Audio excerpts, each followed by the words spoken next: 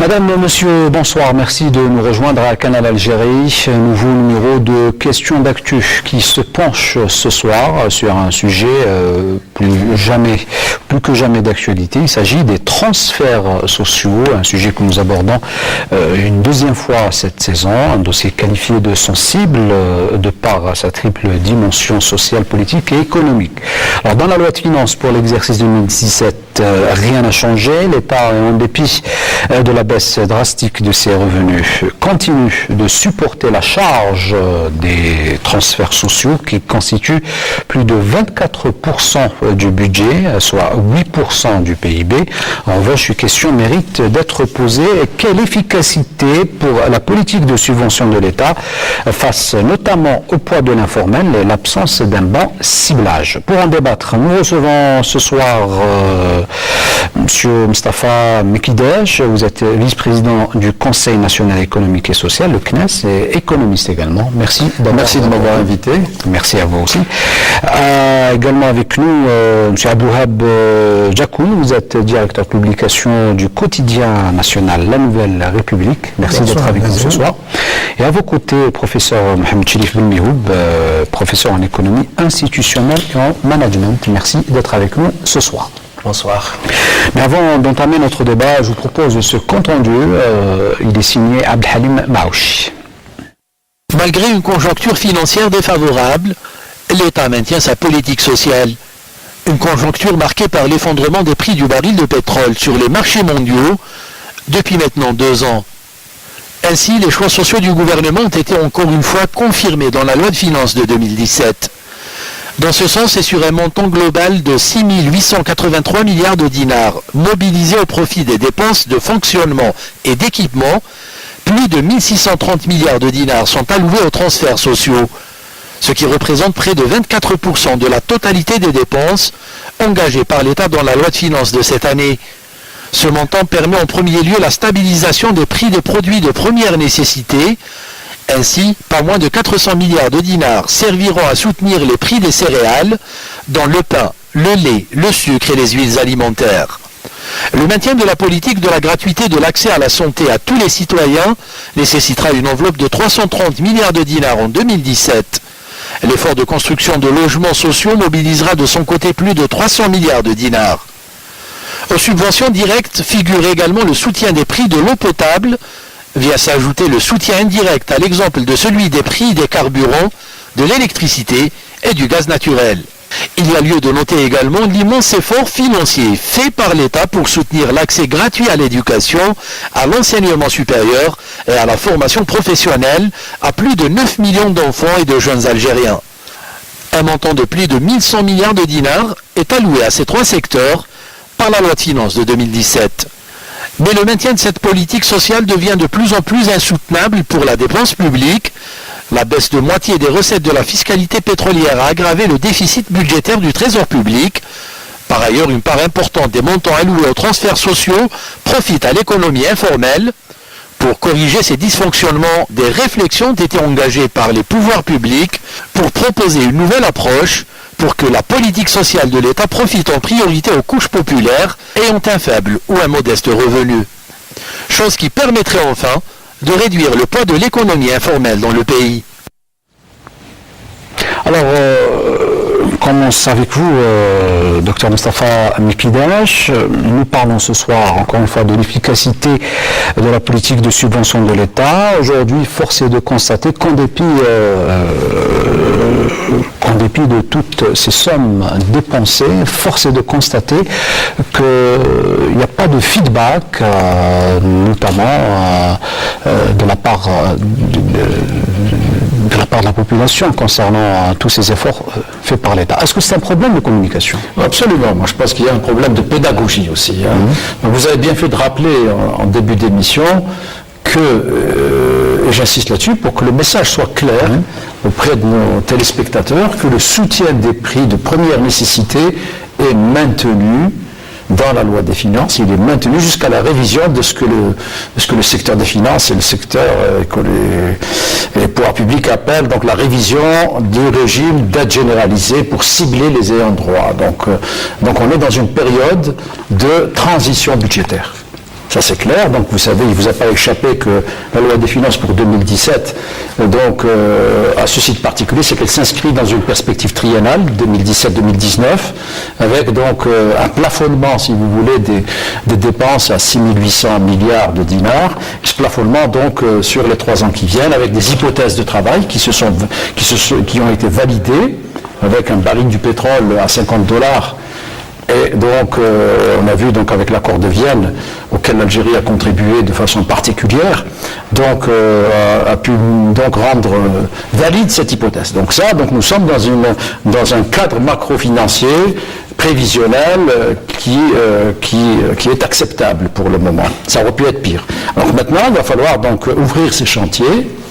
Effectivement, donc du régime d'aide généralisée qui cible les ayants droit pour diminuer le gaspillage, à la fois le gaspillage interne et aussi à nos frontières, et également faire mieux avec moins de ressources. Donc ça, je pense que c'est possible et que du point de vue, si vous voulez, de la lecture qui est faite donc par l'opinion publique, il y a eu peut-être un défaut de communication qui a fait que donc il y a eu des effets d'aubaine qui ont été dont a profité une partie, si vous voulez, des structures de commercialisation, donc privées, pour pouvoir donc augmenter indûment un certain nombre de prix, car les augmentations de taxes, que ce soit la TVA ou la TIC, n'ont jamais touché les produits de première nécessité. Donc, quand ils les ont touchés, c'est vraiment marginal. Je pense à un paquet d'un kilo de pâtes, c'est de 50 à 51 dinars. Donc c'est très. Alors tout ça, à mon avis, doit faire l'objet d'une explication également, à la fois au plan social, mais également au plan politique. Et j'observe avec beaucoup d'intérêt la participation d'un directeur de journal, donc il pourra de ce point de vue-là peut-être nous apporter des éléments de débat intéressants. Justement, sur le plan de la communication, est-ce que la loi de finances a été bien expliquée, notamment pour les gens qui activent dans le réseau de distribution? Premièrement, c'est établi aujourd'hui, communiquer, c'est gérer. Est-ce que la communication a été assez suffisante ou pertinente ou conséquente pour faire parvenir le message aux Algériens? Je dirais que c'était insuffisant. Du point de vue de la communication, c'était insuffisant. Maintenant, la politique sociale de l'État algérien, c'est quelque chose, c'est un principe qui est consacré par des textes, par les textes fondamentaux de cet État. La législation algérienne.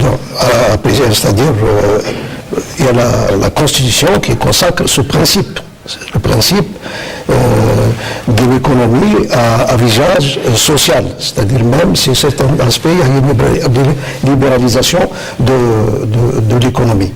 Maintenant, le problème, de mon point de vue, c'est pas la politique sociale en elle-même qui est remise en cause.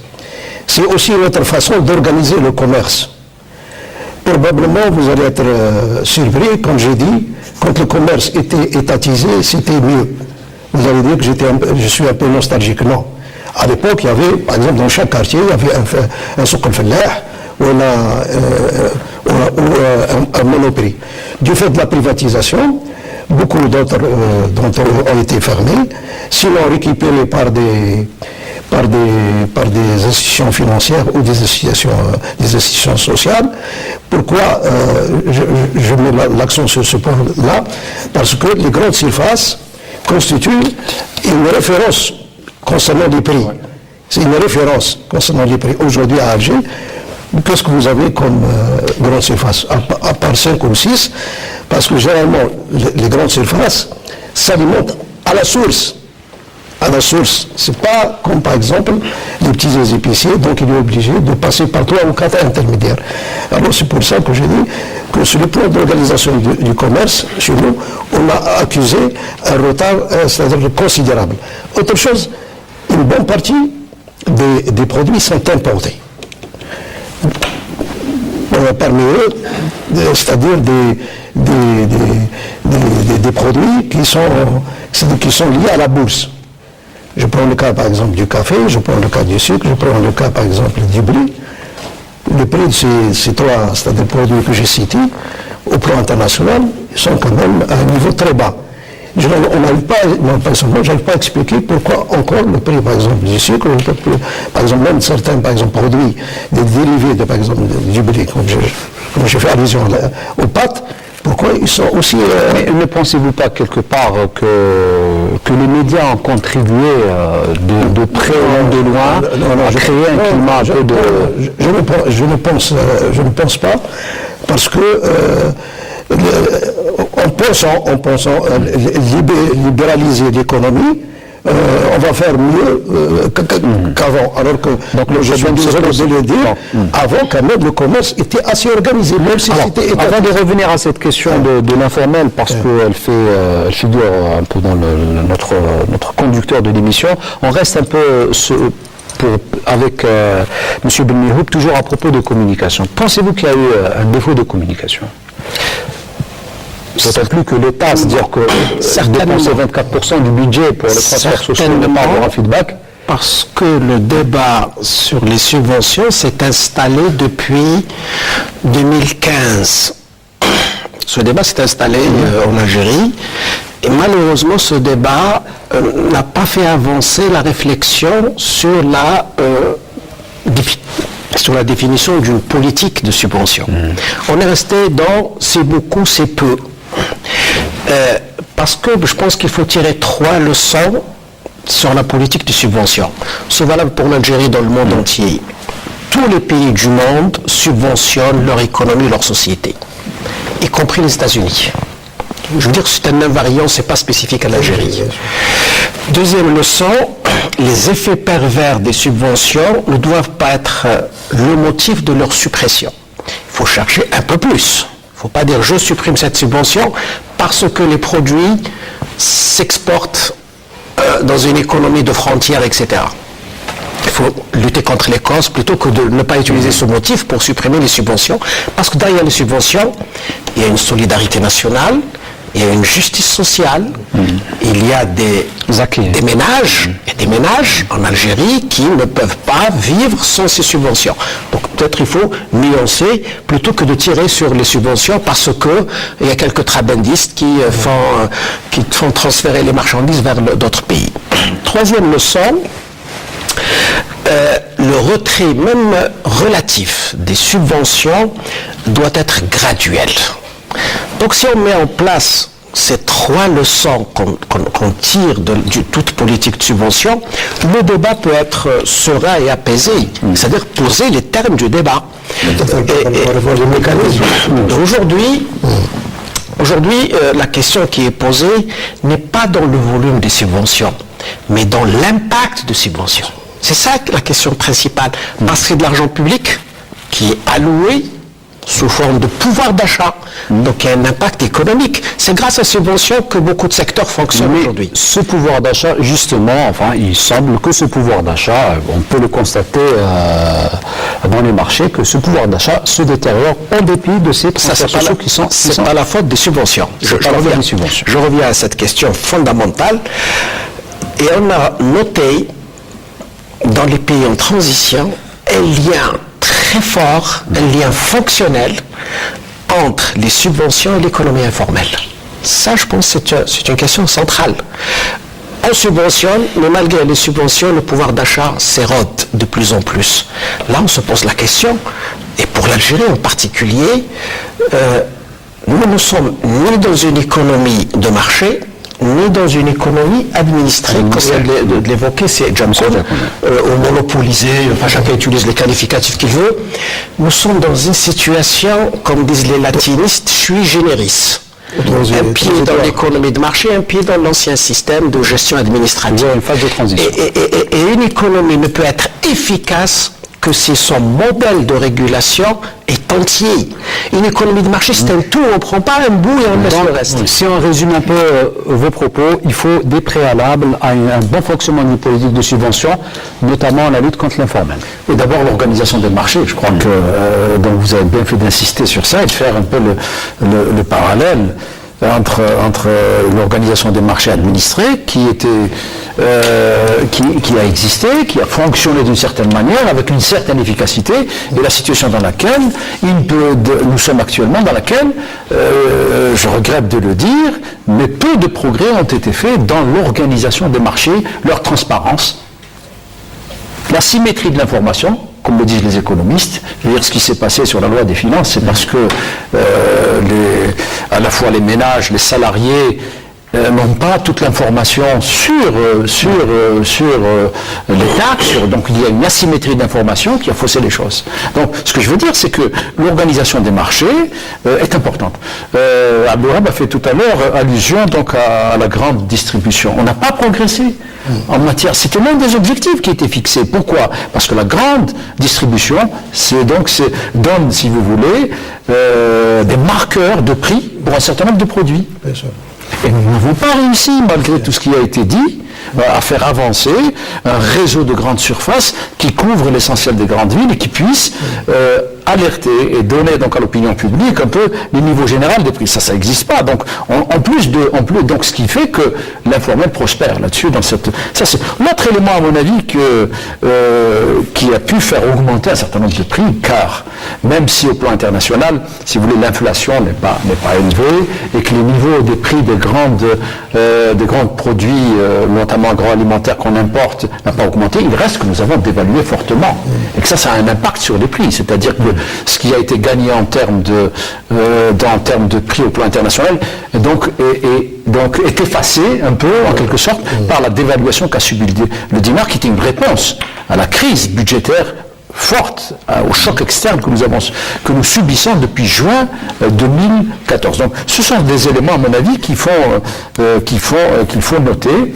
Et de ce point de vue-là, donc, il va falloir aussi passer de façon progressive, donc, non pas à un démantèlement, comme le disent certains, ce que j'ai lu dans la presse, un démantèlement, si vous voulez, du système de subvention pour les produits de base, mais à un ciblage des bénéficiaires et donc à une meilleure organisation. C'est-à-dire qu'aujourd'hui, l'État pourrait, j'utilise au conditionnel, subventionner des couches dont il ignore exactement les revenus, d'autant plus que c'est un grand nombre actif dans un secteur qui n'est pas contrôlé par l'État. C'est ça. Troisième élément, donc, alors ce qui a pu faire paraître peut-être à l'opinion publique que le système est en train d'être démantelé, donc c'est le fait qu'il y a eu un secteur sur lequel nous avons avancé, parce que nous sommes aussi en transition énergétique, c'est ce qui s'est passé, c'est l'augmentation des prix des produits pétroliers qui était nécessaire, parce qu'il y avait un gaspillage inacceptable pour pouvoir donc passer par exemple du prix du fuel, donc passer de 18 dinars donc à 20,23 dinars aujourd'hui le litre. Alors ça représente, quand on compare par exemple aux autres pays, on est à un sixième du prix auquel le prix du fuel est vendu, ou du gazoil est vendu en Côte d'Ivoire, ou il est vendu en Afrique du Sud, ou au Sénégal. Alors je ne parle pas de l'Europe. Donc ce qui fait que ces augmentations progressives, si vous voulez, des énergies carbonées, notamment des prix des produits pétroliers, donc participent de la transition énergétique pour aller, par exemple, au GPL. Alors que le GPL, nous avons des quantités abondantes de GPL et nous ne carburons pas au GPL. Donc on continue parce que donc là on a donc maintenant l'écart entre la carburation au GPL par exemple et la carburation est importante, et donc les ménages, les automobilistes ou ceux qui vont aller vers ce type de carburation. Donc ce que je veux dire c'est que là aussi il va falloir donc aller de façon intelligente et progressive. Donc je rejoins tout à fait ce que disait le professeur. Mais aujourd'hui on a comme l'impression que c'est tout le monde qui répercute ces petites augmentations et à sa manière.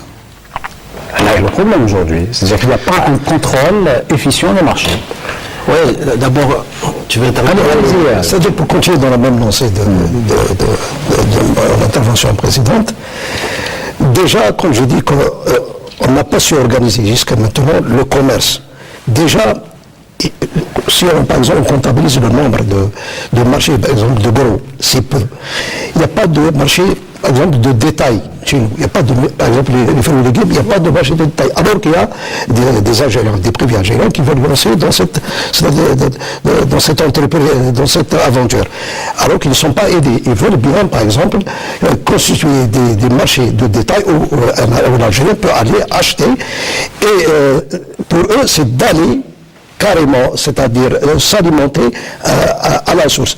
Là aussi, il y a aussi parfois des politiques inconséquentes aussi du gouvernement, quand par exemple on donne le monopole, par exemple, à 2 ou 3 personnes pour importer la banane, par exemple, ou un produit quelconque. Là aussi, je suis désolé de le dire, c'est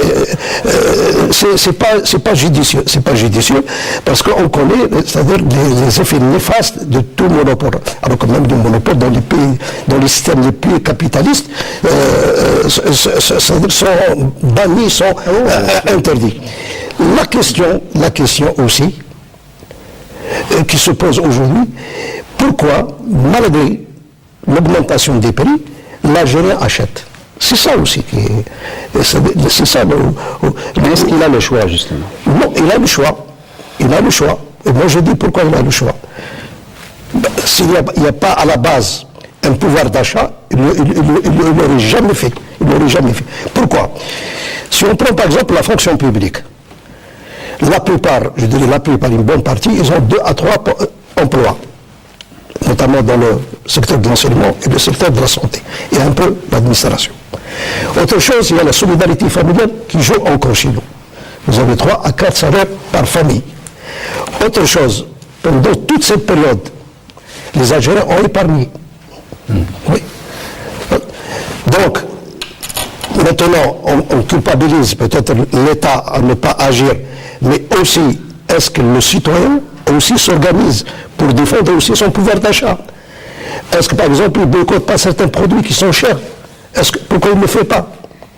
C'est ça aussi, c'est un nombre de questions qu'il faut se poser. Parce que moi, je n'arrive pas à comprendre, malgré l'augmentation des prix, il faut voir, les magasins sont en prix d'assaut. Par exemple, vous allez au Al-Hamiz, c'est un peu la même fréquence, c'est un peu la même tendance, donc je n'arrive pas à comprendre. Sincèrement, je n'arrive pas à comprendre. Je ne suis pas du tout d'accord avec le développement de Sidjakoun sur un certain nombre de produits où il y a un semblant de concurrence. La clé, elle est là. Le dernier semestre de 2016, on a vu que les entreprises, les distributeurs d'électroménagers ont vu leur chiffre d'affaires baisser. C'est-à-dire une réduction du volume des achats. Donc, on connaît aussi la durée d'un produit électronique.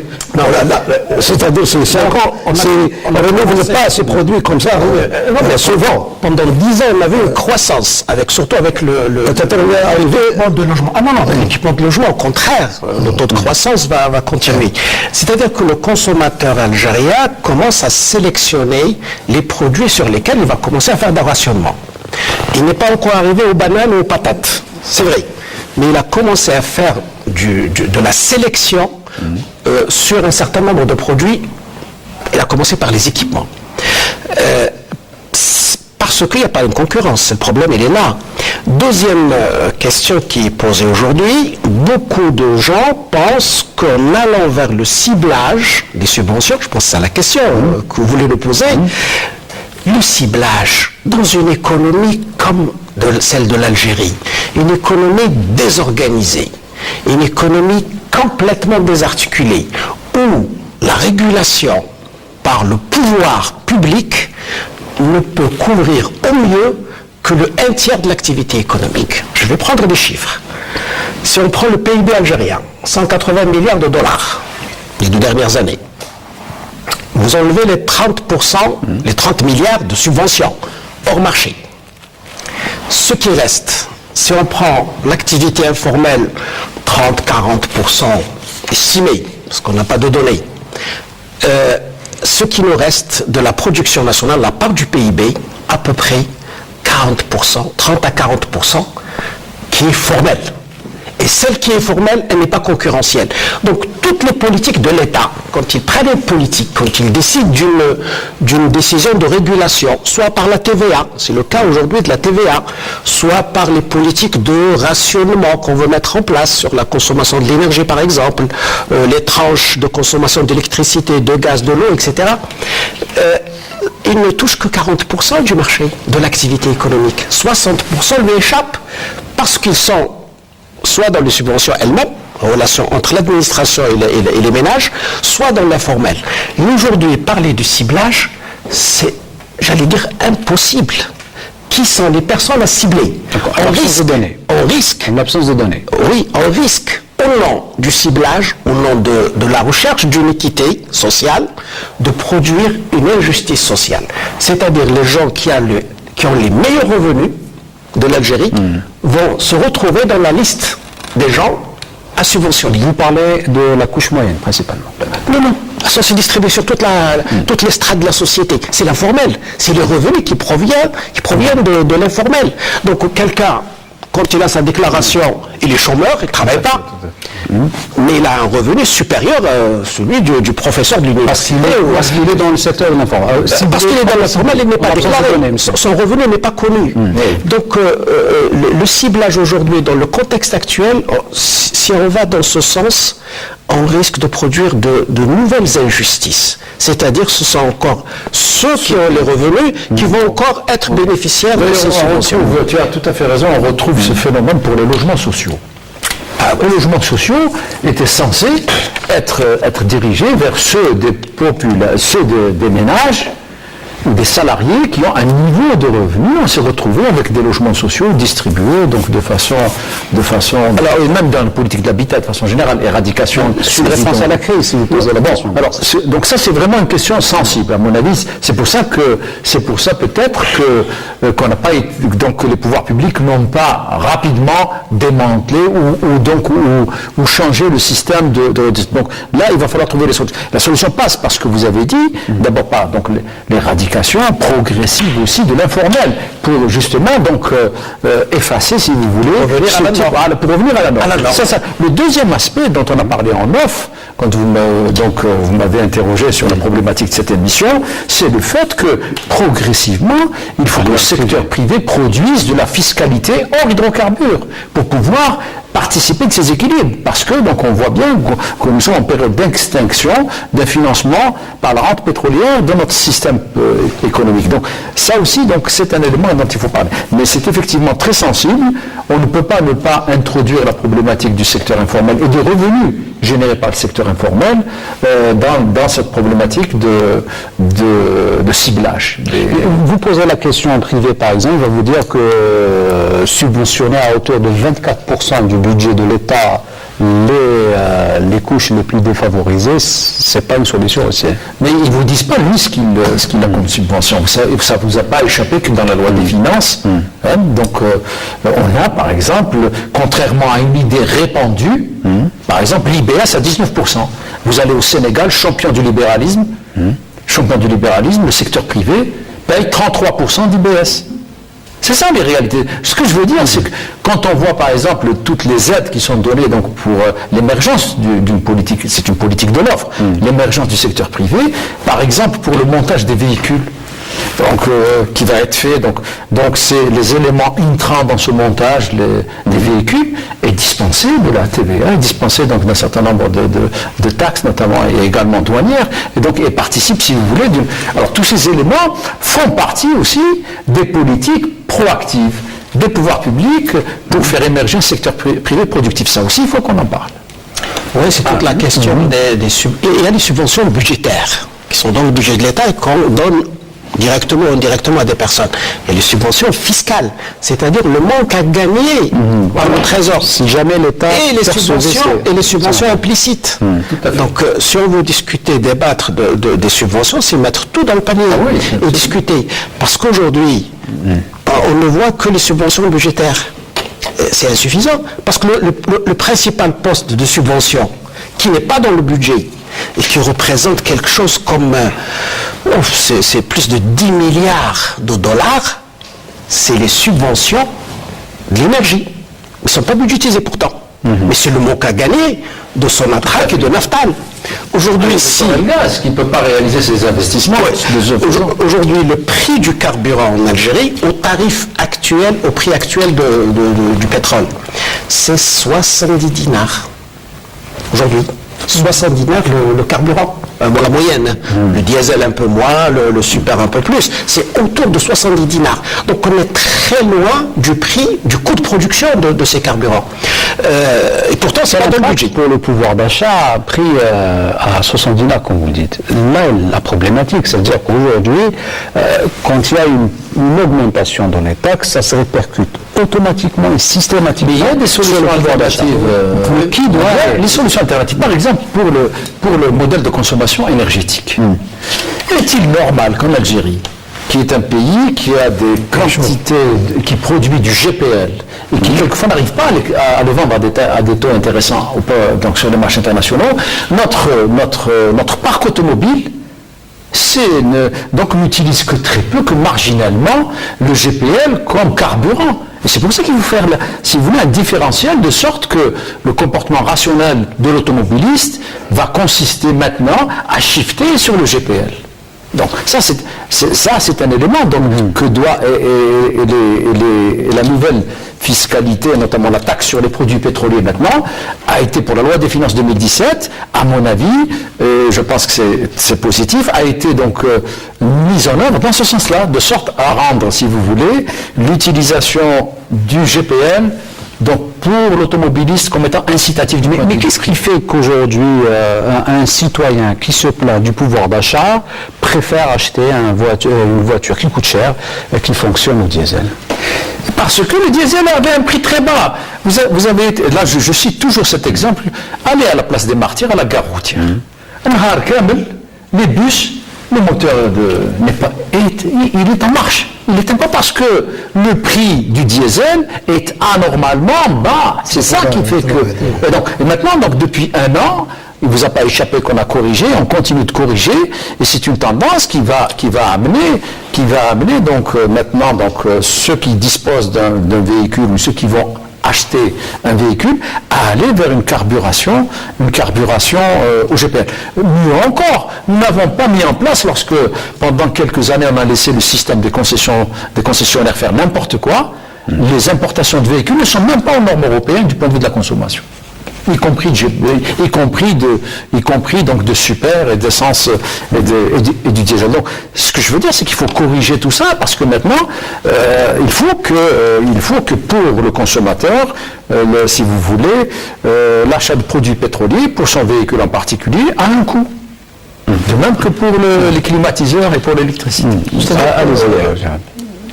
Si on prend par exemple les lois de finances un peu de tous les pays, généralement quand il y a une crise, les trois premiers chapitres qu'on touche, c'est les carburants, c'est les cigarettes et c'est les alcools.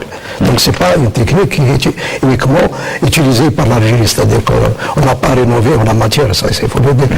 Maintenant, il est vrai aussi qu'on ne peut pas continuer aussi à acheter, c'est-à-dire cette matière à un prix dérisoire. C'est-à-dire que vous prenez par exemple une bouteille de Saïda qui coûte plus cher par exemple que le litre de carburant. C'est aussi une question, il faut que l'Algérie, en fonction de ces augmentations, en fonction de ce qui va se faire en matière de prix, il faut aussi qu'il revoie un peu sa structure de consommation. Il y a des choix à faire, Donc on ne peut pas continuer à vivre au-dessus de nos moyens. Ça aussi, il faut qu'on prenne conscience de ça. À mon avis, la question de fond aujourd'hui, c'est la bataille entre un modèle économique moderniste qui est basé sur les normes admises un peu partout et un modèle archaïque qui rejette la facturation, qui rejette l'utilisation du chèque, qui refuse le placement de l'argent dans les banques, qui ne veut pas payer d'impôts. Et ce modèle prend chaque jour que Dieu fait de l'importance. Et à cette allure, je dirais qu'il y va même de la sécurité de ce pays. Et on n'a pas tiré les leçons des événements de janvier 2011, à mon avis, il faut sérieusement se pencher sur ça. Et ce qui se passe pour l'éducation, c'est aussi, de mon point de vue, c'est politique aussi, c'est aussi pour le modèle économique, parce que c'est une bataille qui est encouragée. Si on ne la gagne pas, on va revenir à... Alors, l'équation, donc, la problématique a une dimension politique aussi. Si on résume ce que je viens de dire. La société doit se voir. Aujourd'hui, tous les enjeux sont d'abord politiques et sociaux. Mais les subventions, c'est l'un des fondements de l'État. L'État, organisateur de l'activité économique et de la société, doit faire de là ce qu'on appelle de la répartition de la richesse. Le problème, c'est quand il ne produit pas cette richesse, il veut la répartir, et quand elle arrive à se tarir, il est dans l'impasse. Mais quand la richesse est créée, qu'on la répartit à travers l'impôt, c'est tout à fait normal. Dans tous les pays du monde, on fait ça. La question, donc, c'est celle d'aujourd'hui. Une économie désorganisée ne peut pas être régulée.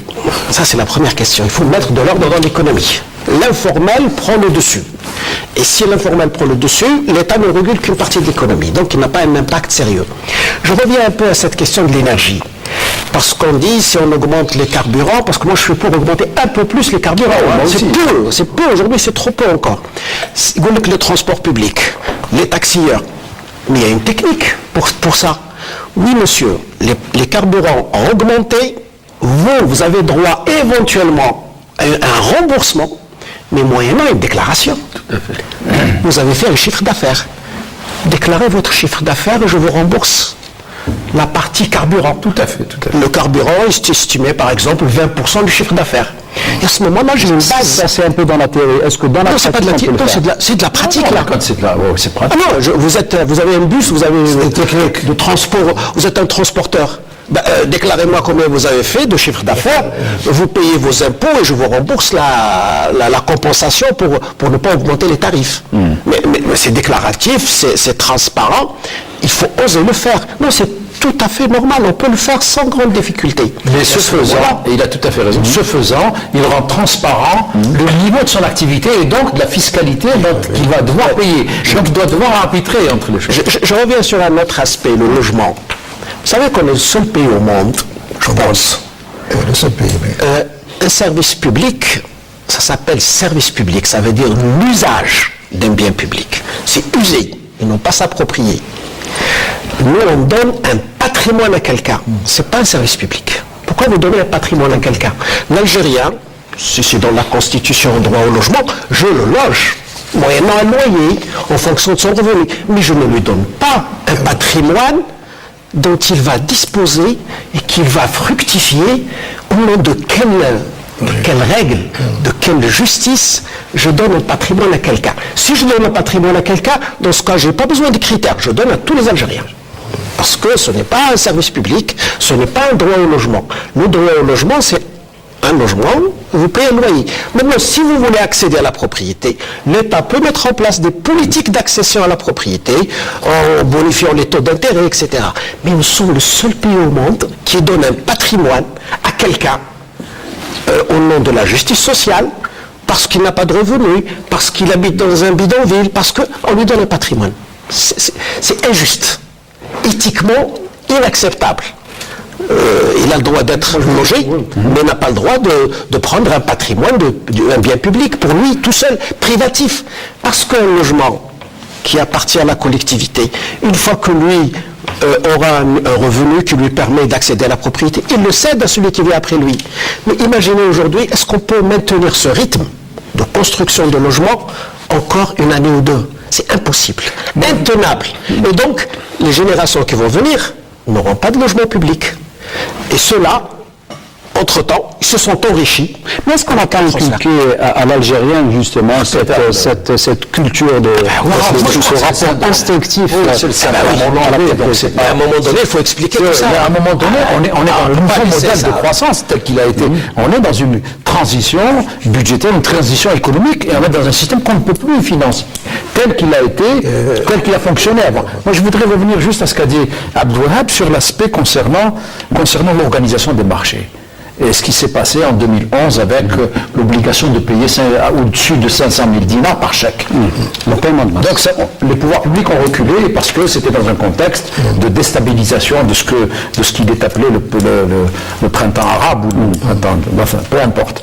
Et donc là, moi j'ai été par exemple tout à fait, j'ai apprécié la franchise avec laquelle le ministre des Finances a annoncé les 7 000 milliards de redevances du Trésor. Vous savez à quel titre? C'est 7 000 milliards de redevances qui représentent le budget un peu plus que le budget pour l'année en cours 2017.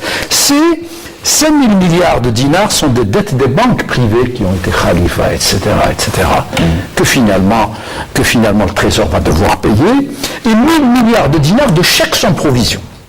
Comment voulez-vous que vous pouvez faire fonctionner une économie dans ces conditions? Donc ça, c'est des fondamentaux en matière d'organisation des marchés.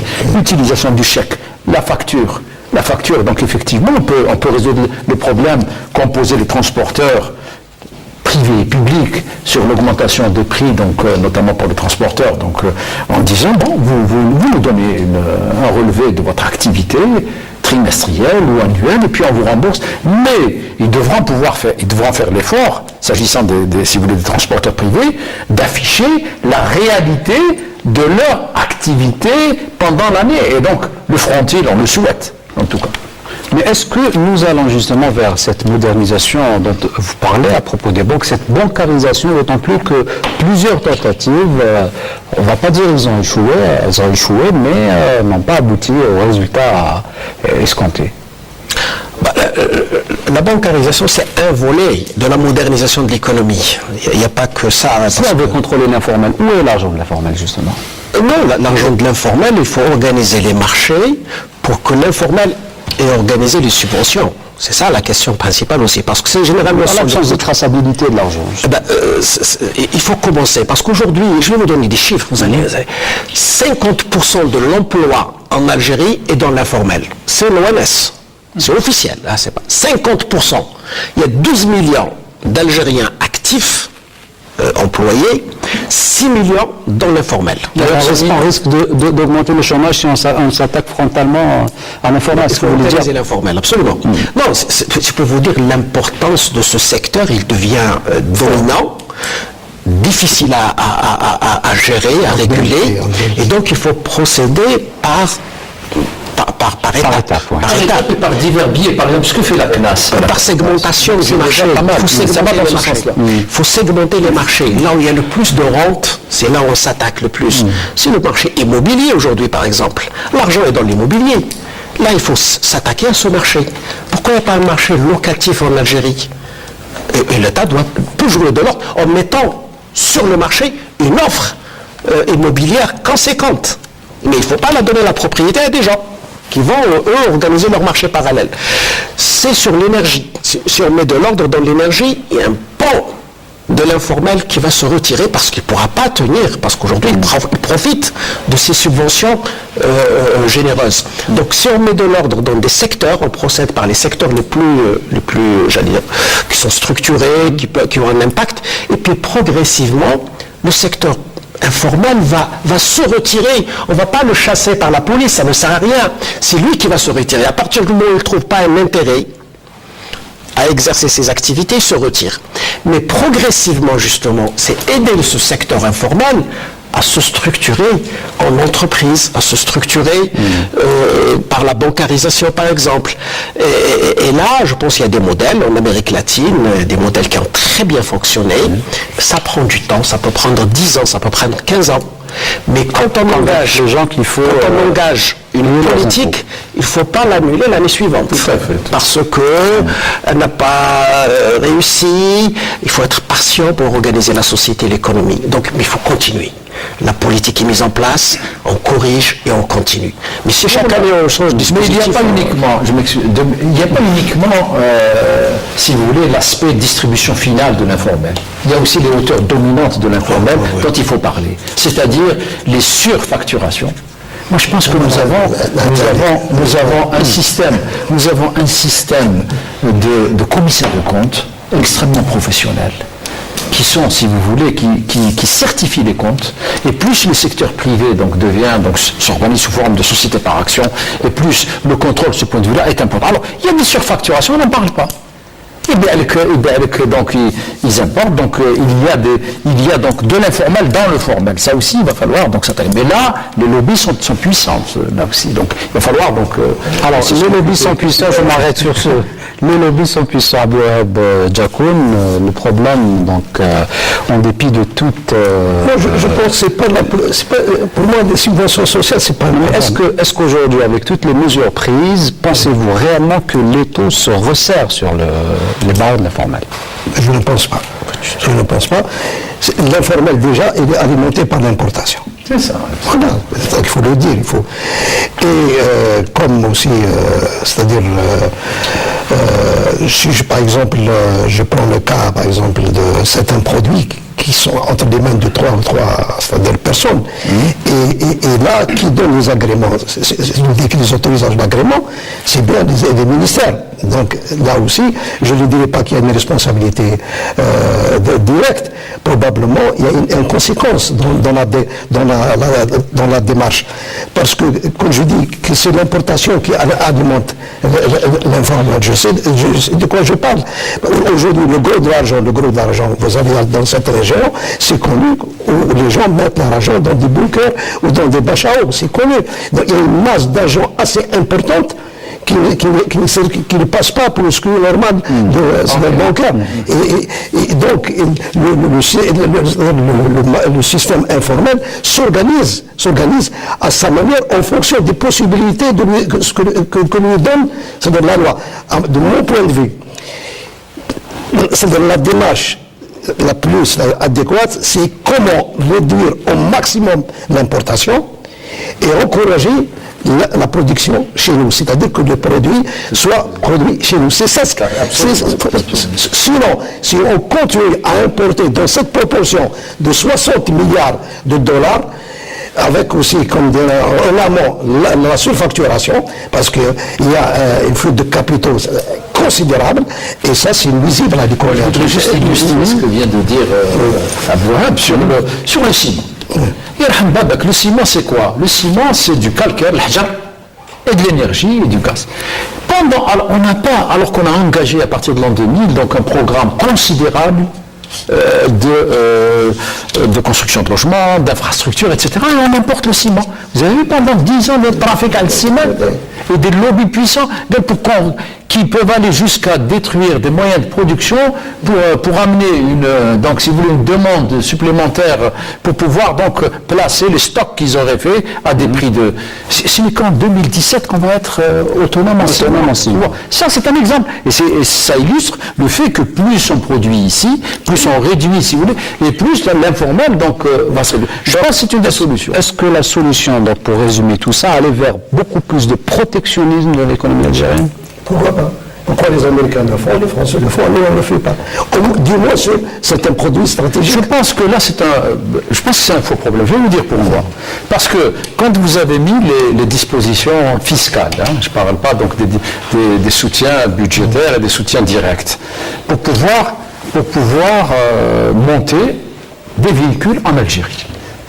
Tous les composants, les entrants, donc ne payent pas de taxes, ne payent pas de TVA, et puis les constructeurs sont venus. Et on a commencé par avoir les Français, puis ensuite les Allemands, et puis là il va y avoir les Japonais. Pourquoi? Parce que quand ils font le bilan, ils ont des niches de marché nouvelles sur lesquelles ils font des taux de profit acceptables. Donc ils vont venir. Donc ce que je veux dire, c'est que ce n'est pas les 51-49 qui ou ils vont venir et vous allez voir mais simplement pendant 10 ans on a laissé donc importer tout et n'importe quoi en termes de véhicules. On n'a pas encadré la profession. Stéphane, sur les véhicules, sur le montage, qu'est-ce que ça va apporter à l'économie algérienne? Alors justement. Alors je vais donner l'exemple. Non, il faut remonter dans la filière. C'est un transfert de devises encore. Au premier coup, donc au début, mais il faut que ça se transforme. C'est pas évident.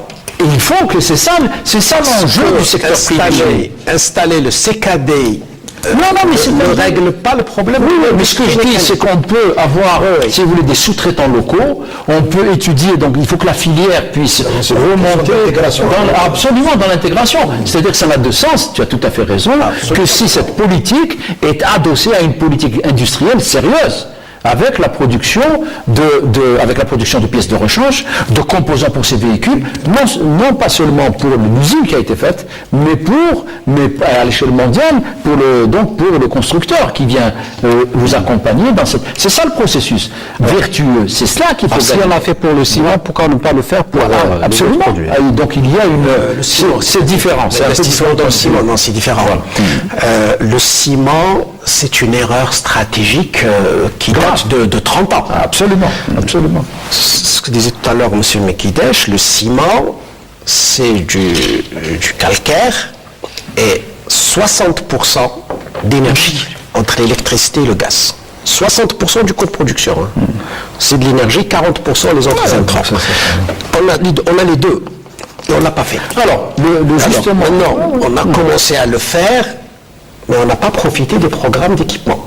C'est-à-dire, c'est à la fin des programmes d'équipement, gros consommateurs de ciment, qu'on va être excédentaire. On va exporter, donc il va falloir exporter. Alors, exporter, c'est pas évident. Le ciment s'exporte quand il y a de grands volumes, tout à fait. Et utiliser des transports adaptés, des grands bateaux qui transportent des millions de tonnes, parce que ça coûte cher. Alors, extrêmement, le coût de transport, ça coûte cher. Donc, il faut faire du volume. Or, aujourd'hui, et là, tout le monde le sait, autour de la Méditerranée, c'est-à-dire si on reste dans la proximité, parce que sinon, aux États-Unis, ça coûte très cher. Aujourd'hui, le marché du ciment, c'est l'Inde, c'est la Chine, c'est les États-Unis. Autour de la Méditerranée, tous les pays de la Méditerranée, sans exception, sans excédentaire. De l'Espagne au Portugal, à la France, à la Grèce, à l'Italie, à la Turquie, à l'Égypte, et on fait le tour au sud, sont tous il faut aller vers les marchés. C'est cher. Le coût de transport est très cher. Mais je pense que maintenant les coûts commencent à diminuer. La contrepartie que les Chinois ont chez nous, c'est le premier investisseur. Non, pas investisseur, c'est le premier en termes de commerce, je veux dire, en termes donc la contrepartie, c'est qu'ils puissent nous prendre aussi. Donc on peut avoir des possibilités d'avoir des échanges commerciaux en ciment. Ce que je veux venir juste pour qu'on ne fasse pas la même erreur dont a parlé le professeur Noub sur le ciment. Les énergies renouvelables. On a un programme qui est annoncé par le ministre Bouterfa de 4000 mégawatts tout de suite, là, d'ici 2020, avec l'obligation de faire de l'intégration. Il va falloir être très sérieux là-dessus. C'est-à-dire qu'il ne faudrait pas faire ce qu'on a échoué pour le secteur des hydrocarbures. On a rien. Donc je suis bien placé pour le savoir. J'étais directeur général de l'entreprise d'engineering du groupe Sonatrach. On n'a jamais pu, si vous voulez, intégrer les équipements pétroliers. Pourquoi ? Sous le sceau de l'urgence. Alors, il faut faire tout de suite, il faut produire plus, pour avoir plus d'argent, pour que le cycle, si vous voulez, de financement entier de l'économie continue d'exister. Là, pour les 4000 mégawatts, il faut être très sérieux. Si on veut construire des équipements chez nous au lieu de les importer, et ne pas uniquement aller vers un achat complet sous forme de clé en main, il va falloir, donc là aussi, c'est un des défis du secteur privé. C'est pour ça que j'ai dit que dans la problématique que vous avez indiquée, si vous voulez, l'émergence de notre secteur privé est un des prérequis. Merci, Dr Mostafa Mekidesh. Je rappelle, le vice-président du Conseil national économique et social, économiste, auteur également d'ouvrages traitant de l'économie nationale, notamment votre dernier ouvrage que vous avez récemment commis, que vous trouverez dans des bonnes librairies. Dans la bonne librairie, c'est Résilience et désordre de l'économie algérienne, une décennie de crise et de croissance molle. C'est dans les éditions, dans les librairies algériennes, éditées par la maison d'édition Dahlab. Merci également à vous, Monsieur Abdelhab Djakoun, directeur publication de la Nouvelle République. Également, merci à vous également, professeur Mohamed Chérif Belmihoud, professeur en économie institutionnelle et en management. Merci à vous également, Madame, Monsieur, de nous avoir suivis en espérant vous retrouver la semaine prochaine pour un nouveau thème de questions d'actu. Je vous dis au revoir et bonsoir.